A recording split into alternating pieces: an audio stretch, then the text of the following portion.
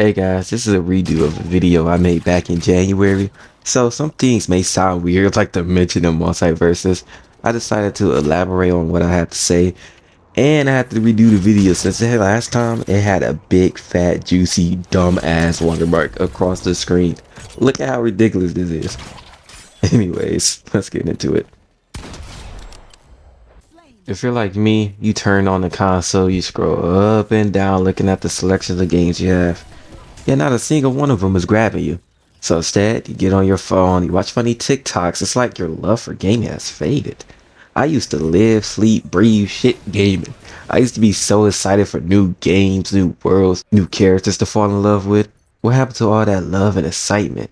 For me, at least, I know a few reasons why. There's not a lot of new co-op games, or at least not any that I know of. Though competitive multiplayer games seem to come out every week. Yeah, it makes sense. I'm sure those are more profitable endeavors with longevity. But come on, co-op is where it's at. You guys remember booting up Little Big Planet and playing with your god awful childhood best friend who's riding away into jail right now? No, that was just me? Alright. Over the years, I lost most of my competitiveness. I can't play multiverses for 1 second without I can't play multiverses for 1 second without contemplating whether or not I should launch my controller through my TV. To remedy that, you don't only see me going against bots in that game. It's just not as fun anymore to talk smack to strangers after winning. It's not like the old days of COD where the smack talking sometimes was more enjoyable than the game itself. And this might sound kind of pathetic, but sometimes losing make me feel so powerless and weak. It feels as if I was defeated in the game and in real life. Sometimes, yes, I still enjoy competitive games, but for the most part, I would like to relax and have a good time doing something together, as opposed to always against. This topic has been done to death, but let me stomp on this horse for a bit. Premium editions, legendary editions, deluxe editions. How much money do you people want? How much can you possibly have and spend? Skins, characters, weapons, it's all too much. I can't afford to buy an expansion pack for this game, to buy a $20 skin for that game. It gets ridiculous the more games you play. Don't get me wrong, people need money. For free games, I can understand a lot of DLC if, and let me say it again, if it's only cosmetic. The one thing I'll never be okay with is day one DLC. I'm like, what? Companies are basically telling you that they're purposely keeping content out just for extra money. That's unforgivable, Atlas. Even though I can control my spending, I still feel like they're pay pig, and that bothers the hell out of me. This topic could have been included in DLC, but I also thought it deserved its own section. The concept of a battle pass is kind of shit. I mean, you spend 10 for stuff that you can't even use at the moment. I mean, really think about it. You pay a company $10 or more for stuff that isn't even guaranteed. You don't know if you have time to complete it. You don't even know if you'll be alive. There's too many games that require too much of your time. You get on, do your dailies, then you gotta get on another game and do your dailies there. So it's like you either play the game or feel like you wasted your money and missed out on exclusive items or skins. It's a system designed to make you keep playing, to make you go, I bought the battle pass, I might as well play a few games. At first, I didn't mind, but the more games I played, the more it felt like a chore to log in and do my dailies. Not to mention, people have life. You have a life. Maybe you don't do much with it like me, but you still have a life. You can't be on the game all the time. You have things to do or things you want to do, other stuff. You can't give all your time and energy to a game. Not even a game, multiple games to complete battle passes for multiple rewards.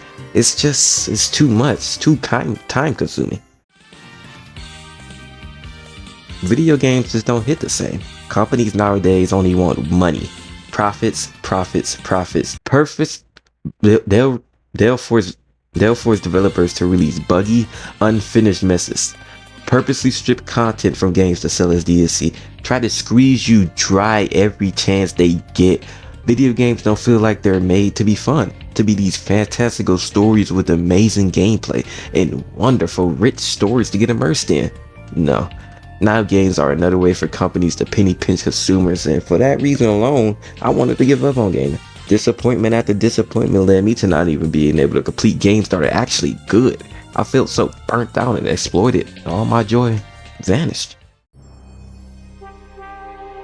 Might be shocking to say, but I Can't 100% blame the current gaming sphere for my disinterest. I'm sure my mental health plays a part of it as well. When you have depression, it can easily take away the joy in hobbies you love. It makes it hard to even simply get up in the morning. So you can imagine the energy it takes to boot up the game only to be met with previous topics. Yet, the system gets turned right back off and I crawl right back into bed. It isn't all hopeless for me. There are still a few games I'm excited for. Black Myth Wukong, Wolverine, even Blue Protocol for some reason. Recently I bought an Xbox Series and basically turned it into an emulation machine. With the use of dev mode, I can play games from arcades, PS2, Wii, retro systems, and more. Thanks to emulation, I finally managed to complete Digital Devil Saga's amazing duology. The whole time while playing those games, I had a dumb, goofy smile of pure enjoyment on my face. So, modern games may disappoint me, but going back, that's what's making me real happy. Going back and playing the good old classic games. Ones from my childhood and ones from I never played before. Slowly but surely, emulation is rekindling my love for gaming. Xbox and its amazing Game Pass is also playing a part. All these games I can just try out, new genres, like new ventures for, well, not free, but it's a big selection for like $16 a month. I started playing Skate 3, which was a childhood favorite of mine. Also, the urge to make videos surely helped me get out of this gaming rut as well. I mean, I'm like a crack addict for this shit. I can't stop thinking about new videos to create. Oh, what games can I work on? What games can I make a good video for? Stuff like that. So if you're like me, instead of giving up on gaming, try going back. Back to when gaming felt like it was made by gamers, for gamers. By people and companies who cared about what gaming should be. About what it'll always be. For fun. I know that video is different from what I'm sure people would expect of me now.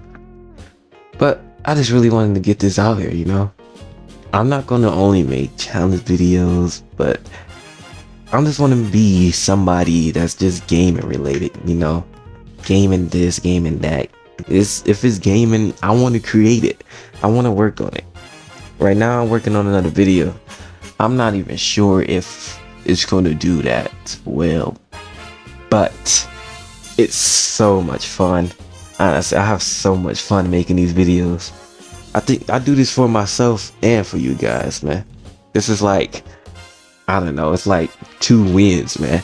You get a little video to watch and I get like that curation going through my brain, circulating, like my brain getting exercise when I do this. I know that sounds ridiculous, but yeah.